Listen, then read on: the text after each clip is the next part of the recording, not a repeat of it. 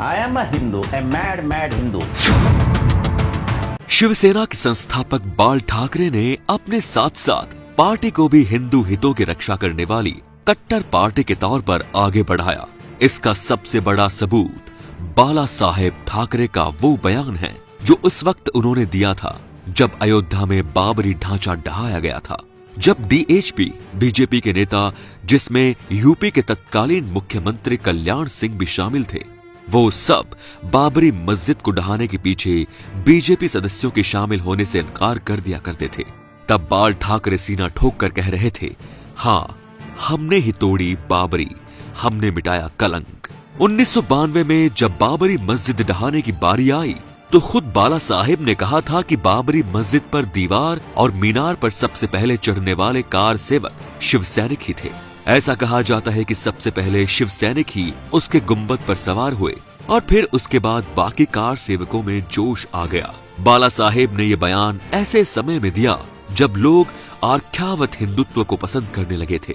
उमा भारती जैसे बीजेपी के कुछ नेताओं ने इसकी पुष्टि की थी कि गुंबद पर चढ़ने वाले मराठी बोल रहे थे और मंच से अपील के बावजूद भी वो उनकी बातें नहीं सुन रहे थे क्योंकि उन्हें हिंदी समझ में नहीं आ रही थी। जानकार बताते हैं कि बाल ठाकरे ने उन्हें डायरेक्ट एक्शन के लिए भेजा था। कोई साजिश नहीं थी, सब कुछ खुल्लम खुल्ला था। साजिश तो तब होगी जब मन में कुछ और हो और बाहर कुछ और। बाला साहेब ठाकरे ने कहा था कि ढांचा ढहाए जाने के दौरान कुछ सैनिकों की मौत हो गई थी और उन्हें उन पर गर्व है। उस वक्त अशोक सिंघल जैसे बीजेपी के नेता ने कहा कि बाला साहेब में साहस नहीं था, इस वजह से वो 1992 में अयोध्या नहीं आए। इस पर बाला साहेब ने पार्टी के मुखिया पत्र में कहा था, राम मंदिर के लिए आंदोलन सभी हिंदुओं का आंदोलन है। मैंने कहा कि सारी हिंदू पार्टियां और संगठन अपने बैनर किनारे रख दें और एक भगवा झंडे के तले इसके लिए एकजुट हो जाएं। ऐसा नहीं हो सका, इसीलिए मैं अयोध्या नहीं गया।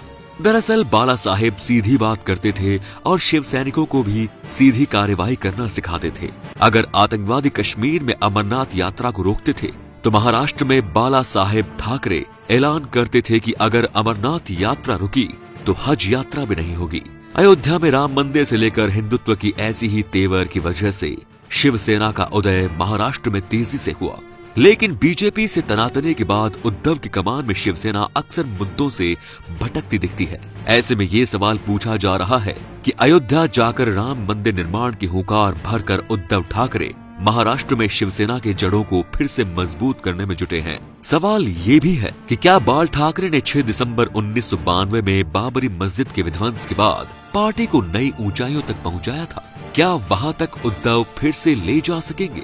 क्या उद्धव ठाकरे भी बाला साहेब ठाकरे की तरह हिंदुत्व की रक्षा करेंगे? उनका कांग्रेस के साथ गठबंधन को आप कैसा देखते हैं? हमें कमेंट में जरूर बताएं और वीडियो को अधिक से अधिक शेयर करें। धन्यवाद।